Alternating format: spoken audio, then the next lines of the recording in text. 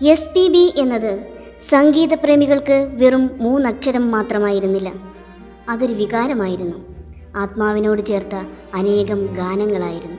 India കണ്ട ഏറ്റവും മികച്ച ഗായകരിൽ ഒരാളായിരുന്നു SPB എന്ന SP ബാലസുബ്രഹ്മണ്യം. സംഗീതാസ്വാദനത്തിന്റെ പുതിയ മാന്ത്രിക മേഖലകളിലേക്ക് ശ്രോതാക്കളെ ഉയർത്തിയ ഗായകനായിരുന്നു അദ്ദേഹം. 16 ഭാഷകളിലായി 40,000-ലേറെ പാട്ടുകൾ പാടിയ SP ബാലസുബ്രഹ്മണ്യം പുതിയ ഗായകർക്ക് വിലപ്പെട്ട ഒരു ഉപദേശം കൊടുക്കാറുണ്ടായിരുന്നു.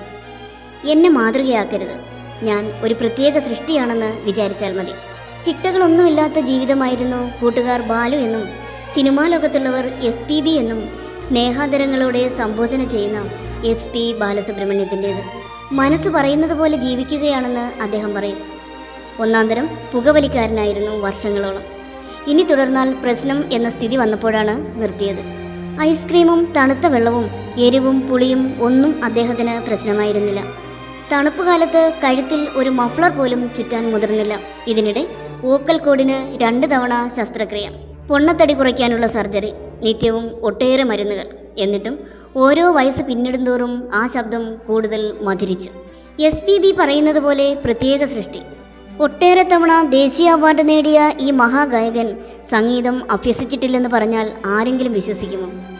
ഏതു നിലയ്ക്കും അദ്ദേഹത്തിൻ്റെ ജീവിതം അത്ഭുതം തന്നെയായിരുന്നു.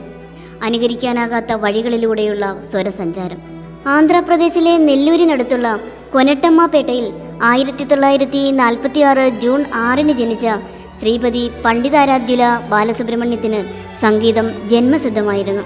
അക്കാലത്തെ പ്രമുഖ കലാകാരനായിരുന്ന അച്ഛൻ SP സംഭാമൂർത്തിയായിരുന്നു ആദ്യ ഗുരു. ഹാർമോണിയവും ഓടക്കുഴലും വായിക്കാൻ അച്ഛനാണ് പഠിപ്പിച്ചത്. നാട്ടിലെ ഗാനമേളകളിൽ പാടി നടന്ന പയ്യന് ചലച്ചിത്ര പിന്നണി ഗായകനാകാനായിരുന്നു മോഹം. പക്ഷേ അച്ഛൻ ആഗ്രഹിച്ചത് എഞ്ചിനീയറാക്കാൻ. അനന്തപൂരിലെ എഞ്ചിനീയറിംഗ് കോളേജിൽ ചേർത്തെങ്കിലും ടൈഫോയിഡ് കാരണം പഠനം മുടങ്ങി. പിന്നീട് ചെന്നൈയിലെ ഇൻസ്റ്റിറ്റ്യൂഷൻ ഓഫ് എഞ്ചിനീയേഴ്സിൽ പ്രവേശനം നേടി. അക്കാലത്ത് ഗാനമേളകളിൽ പാടി തകർക്കുന്നത് കേട്ട് ഇഷ്ടപ്പെട്ടാണ് പ്രമുഖ തെലുങ്ക് സംഗീത സംവിധായകൻ SP കോദണ്ഡപാണി സിനിമയിലേക്ക് വിളിക്കുന്നത്. പലരെയും പരിചയപ്പെടുത്തിയിട്ടും ആർക്കും പുതിയ പയ്യനിൽ വിശ്വാസം തോന്നിയില്ല. ഒടുവിൽ 1966 കോദണ്ഡപാണി തന്നെ ശ്രീ ശ്രീ മര്യാദ രാമണ്ണ എന്ന തെലുങ്ക് ചിത്രത്തിൽ പാടിച്ചു. ആയിടെ മദ്രാസ് കേന്ദ്രമാക്കി ഒരു തെലുങ്ക് സാംസ്കാരിക സംഘടന നടത്തിയ സംഗീത മത്സരത്തിൽ മികച്ച ഗായകനായി തിരഞ്ഞെടുക്കപ്പെട്ടതോടെയാണ് ബാലുവിൻ്റെ ജീവിതം പുതിയ ഈണം മൂളുന്നത്. ചെന്നൈയിലെ കോളേജിൽ മത്സരം കഴിഞ്ഞിറങ്ങുമ്പോൾ പരസ്യ ഡിസൈൻ മേഖലയിൽ പ്രവർത്തിക്കുന്ന സുഹൃത്തായ ഭരണിയെ യാദൃച്ഛികമായി കണ്ടതാണ് വഴിത്തിരിവായത്. ഭരണി ബാലുവിനെ സംവിധായകൻ ശ്രീധറിന് പരിചയപ്പെടുത്തി. പാട്ട് കേട്ട് ഇഷ്ടപ്പെട്ട ശ്രീധർ എത്രയും വേഗം സംഗീത സംവിധായകൻ MS വിശ്വനാഥനെ കാണാൻ നിർദ്ദേശിച്ചു. പിറ്റേന്ന് ചിത്രാലയയുടെ ഓഫീസിൽ ചെന്നപ്പോഴേ ബാലു പതറി. അസംഖ്യം വാദ്യോപകരണങ്ങളുടെ നടുവിൽ നെറ്റി നിറയെ ഭസ്മക്കുറിയുമായി സാക്ഷാൽ MS വിശ്വനാഥൻ. പാട്ടുപാടാൻ ആവശ്യപ്പെട്ടു. ബാലു പാടിയ ഹിന്ദി പാട്ട് അദ്ദേഹത്തിന് അത്ര ബോധിച്ചില്ല. തമിഴ് പാടാൻ പറ്റില്ലേ എന്ന് ചോദ്യം. ചെന്നൈയിൽ വന്നിട്ട് ഏറെ നാളായില്ല, തമിഴ് പഠിച്ചു വരുന്നതേയുള്ളൂ. അത് പറയാൻ മടിച്ച് തമിഴ് പാട്ടുപുസ്തകം എടുത്തിട്ടില്ലെന്ന് പറഞ്ഞു. അടുത്ത നിമിഷം പാട്ടുപുസ്തകം മുൻപിലെത്തി. കാതലിക്ക നേരമില്ലേ എന്ന സിനിമയുടെ പാട്ടുപുസ്തകമായിരുന്നു അത്. അതിലെ നാളാം തിരുനാളാം എന്ന പാട്ട് പാടാൻ പറഞ്ഞു. ഒരാളുടെ സഹായത്തോടെ പാട്ട് തെലുങ്കിൽ എഴുതിയെടുത്ത് പാടി. ശബ്ദം കൊള്ളാം, ഉച്ചാരണശുദ്ധിയോടെ തമിഴ് പാടാൻ പറ്റുമോ? MS വിശ്വനാഥൻ ചോദിച്ചു. ഊവെന്ന് പറഞ്ഞെങ്കിലും ഭംഗിക്ക് വേണ്ടി മാത്രം നല്ലത് പറഞ്ഞ് തന്നെ ഒഴിവാക്കിയതാണ് എന്ന് തോന്നിയതിനാൽ ബാലു പിന്നീട് അദ്ദേഹത്തെ സമീപിച്ചില്ല. 1 വർഷത്തിന് ശേഷം യാദൃച്ഛികമായി വീണ്ടും കണ്ടപ്പോൾ തന്നെ വന്നു കാണാത്തതിന് ശകാരിക്കുകയും പിറ്റേന്ന് തന്നെ ഓഫീസിൽ വന്ന് കാണാൻ ആവശ്യപ്പെടുകയും ചെയ്തു. ഹോട്ടൽ രംഭ എന്ന ചിത്രത്തിൽ LR ഈശ്വരിയോടൊപ്പമായിരുന്നു ആദ്യ ഗാനം. റെക്കോർഡിംഗ് കഴിഞ്ഞെങ്കിലും പടം റിലീസ് ചെയ്തില്ല. തുടർന്ന് ശാന്തിനിലയം എന്ന ചിത്രത്തിൽ P സുശീലയോടൊപ്പം ഇയർക്കൈ എന്നും ഇളയ കന്നി എന്ന ഗാനം. പടവും പാട്ടും ഹിറ്റായതോടെ ജീവിതത്തിലെ അടുത്ത ട്വിസ്റ്റ് വരുന്നു. വെള്ളിത്തിരയിലെ തൻ്റെ പ്രതിച്ഛായ മിനുക്കിയെടുക്കാൻ തമിഴ് സിനിമയിലെ മുടിചൂടാ മന്നൻ MGR പുതിയ ഗായകരുടെ ശബ്ദം അന്വേഷിക്കുന്ന കാലമായിരുന്നു അത്. ബാലുവിൻ്റെ പാട്ട് അദ്ദേഹത്തിന് വളരെ ഇഷ്ടപ്പെട്ടു. അടിമൈ പെൺ എന്ന തൻ്റെ പുതിയ ചിത്രത്തിൽ പാടാനായി അദ്ദേഹം ബാലുവിനെ ക്ഷണിച്ചു. KV മഹാദേവന്റെ ഈണത്തിൽ ഒരു പാട്ട്, അതും MGRന്റെ പടത്തിൽ. തുടക്കക്കാരന് കിട്ടുന്ന സുവർണാവസരം. പക്ഷേ പാട്ട് റെക്കോർഡ് ചെയ്യേണ്ട സമയമായപ്പോഴേക്കും പനി പിടിച്ച് ബാലു കിടപ്പിലായി. എന്നാൽ MGR ബാലുവിന് വേണ്ടി കാത്തിരുന്നു 1 മാസത്തിലേറെ. അങ്ങനെ അടിമൈപ്പെണ്ണിന് വേണ്ടി 1000 നിലവേ വാ പാടി. ശാന്തി നിലയം പുറത്തു വരുന്നതിന് മുൻപ് അടിമൈപ്പെൺ റിലീസ് ചെയ്തു. ആ പാട്ട് മാത്രമല്ല, ഗായകനെയും തമിഴകം ഏറ്റെടുത്തു. പിന്നീട് ബാലുവിൻ്റെ ഓരോ പാട്ടിനായും തമിഴ് മക്കൾ കാത്തിരുന്നു. MGRന് ശേഷം രജനീകാന്തിൻ്റെയും കമൽഹാസൻ്റെയും കാലമായപ്പോൾ ഇളയരാജയുടെ ഈണത്തിന് SPB അനിവാര്യതയായി മാറി. AR റഹ്മാനും വിദ്യാസാഗറുമൊക്കെ SPBക്ക് വേണ്ടി ഏറ്റവും മികച്ച ഈണങ്ങൾ കരുതിവെച്ചു. SP ബാലസുബ്രഹ്മണ്യം എന്ന ഗായകന് വേണ്ടി കാലം പുതിയ ചില ഈണങ്ങൾ കാത്തുവെച്ചിട്ടുണ്ടായിരുന്നു. 1981 ശങ്കരാഭരണം എന്ന തെലുങ്ക് ചിത്രത്തിലൂടെ ലോകം അത് കേട്ടപ്പോൾ ഭാഷകളുടെ വരമ്പുകൾ ഉടഞ്ഞു. ഭാഷകൾക്കതീതമായി ഇന്ത്യയൊന്നാകെ ശങ്കരാഭരണത്തിലെ ഈണങ്ങൾ മൂളി തുടങ്ങിയപ്പോഴാണ് ബോളിവുഡിലേക്കുള്ള വിളി വരുന്നത്. ദക്ഷിണേന്ത്യൻ ഗായകർ എത്ര മിടുക്കരായാലും അവരെ തിരസ്കരിക്കുന്ന സമ്പ്രദായമാണ് ബോളിവുഡിനുള്ളത് എന്നതിനാൽ സ്വാഭാവികമായും തുടക്കം ശുഭകരമായിരുന്നില്ല.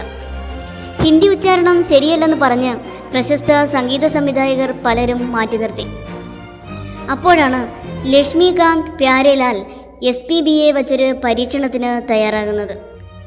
K. ബാലചന്ദ്രൻ്റെ ഏക് ദൂജെ കേലിയെ എന്ന ചിത്രത്തിലെ ഗാനങ്ങൾ ഹിന്ദിയിൽ തരംഗമാവുക മാത്രമല്ല 1981 ദേശീയ പുരസ്കാരവും SPBക്ക് നേടിക്കൊടുത്തു. സാജൻ എന്ന സൂപ്പർ ഹിറ്റ് ചിത്രത്തിലെ ഗാനങ്ങൾ മുതൽ ഷാരൂഖ് ഖാൻ്റെ ചെന്നൈ എക്സ്പ്രസിൻ്റെ നികൽ ന ജായേ എന്ന ടൈറ്റിൽ സോങ് വരെ പിന്നീട് ആ ജൈത്രയാത്ര നീണ്ടു. 4 ഭാഷകളിലായി 6 തവണ ദേശീയ പുരസ്കാരം ലഭിച്ച ബാലുവിന് മികച്ച ഗായകനുള്ള ആന്ധ്രാപ്രദേശ് സർക്കാരിൻ്റെ പുരസ്കാരം 25 തവണയാണ് ലഭിച്ചത്. എല്ലാ ദിവസവും ഞാൻ പാട്ടുകൾ പാടുന്നു. അതാണ് എൻ്റെ സാധകം. തിരക്കൊഴിഞ്ഞ ദിവസമില്ല. റെക്കോർഡിംഗ്, ഗാനമേളകൾ, വിദേശയാത്രകൾ, അങ്ങനെ എൻ്റെ ജീവിതം തന്നെ സംഗീതത്തിൽ മുഴുകിയുള്ളതാണ്. അതില്ലാതെ ഒരു ജീവിതമില്ല. SP ബാലസുബ്രഹ്മണ്യത്തിൻ്റെ വാക്കുകളിൽ നിറയുന്നത് വിനയം. ഏറ്റവും നല്ല ഗായകനുള്ള ദേശീയ അവാർഡ് 6 തവണ അദ്ദേഹത്തിന് ലഭിച്ചിട്ടുണ്ട്. KJ യേശുദാസിന് ശേഷം ഈ അവാർഡ് ഏറ്റവും അധികം തവണ ലഭിച്ചിരിക്കുന്നത് അദ്ദേഹത്തിനാണ്. സാവിത്രിയാണ് SPBയുടെ ഭാര്യ. ഇവർക്ക് SPB ചരൺ എന്നൊരു മകനും പല്ലവി എന്നൊരു മകളുമുണ്ട്. SPB ചരൺ അച്ഛൻ്റെ വഴി പിന്തുടർന്ന് ഗായകനും നടനുമായി ശ്രദ്ധേയനായിട്ടുണ്ട്. 2020 ഓഗസ്റ്റ് 5 ഇന്ത്യയിൽ COVID-19 പടർന്നു പിടിച്ച സമയത്ത് ബാലസുബ്രഹ്മണ്യത്തിന് COVID-19 സ്ഥിരീകരിക്കുകയും ചെന്നൈയിലെ MGM ഹെൽത്ത് കെയറിൽ പ്രവേശിപ്പിക്കുകയും ചെയ്തു. തുടർന്ന് അദ്ദേഹത്തിൻ്റെ ആരോഗ്യം വഷളാവുകയും ഗുരുതരമായ അവസ്ഥയിൽ അദ്ദേഹത്തെ തീവ്രപരിചരണ വിഭാഗത്തിലേക്ക് മാറ്റുകയും ചെയ്തു. അദ്ദേഹത്തിന് അന്ന് 74 വയസ്സായിരുന്നു പ്രായം. അദ്ദേഹത്തിൻ്റെ പ്രായവും പ്രമേഹം പോലെയുള്ള ഒന്നിലധികം രോഗാവസ്ഥകളും അദ്ദേഹത്തിൻ്റെ അവസ്ഥ വഷളാകാൻ കാരണമായി. 2020 സെപ്റ്റംബർ 25 കാർഡിയോ റെസ്പിറേറ്ററി അറസ്റ്റിനെ തുടർന്ന് 1 മാസത്തെ ആശുപത്രിവാസത്തിന് ശേഷം അദ്ദേഹം അന്തരിച്ചു. 2020 സെപ്റ്റംബർ 26 സംസ്ഥാന ബഹുമതികളോടെ തിരുവള്ളൂർ ജില്ലയിലെ താമരപ്പാക്കത്തുള്ള അദ്ദേഹത്തിൻ്റെ ഫാം ഹൗസിൽ അദ്ദേഹത്തെ സംസ്കരിച്ചു. രാജ്യത്തുടനീളമുള്ള സംഗീതാസ്വാദകരുടെ ആത്മാവിനെ തൻ്റെ ആത്മാവിഷ്ടമായ ആലാപനത്തിലൂടെ പുനരുജ്ജീവിപ്പിച്ച ഗായകനായിരുന്നു SPB. താൻ പാടിയ ഓരോ പാട്ടിലും അദ്ദേഹം തൻ്റെ കയ്യൊപ്പ് പതിപ്പിച്ചിട്ടുണ്ട്. അദ്ദേഹത്തിൻ്റെ വിയോഗം എന്നും ഇന്ത്യൻ സംഗീതത്തിന് തീരാ നഷ്ടമാണ്.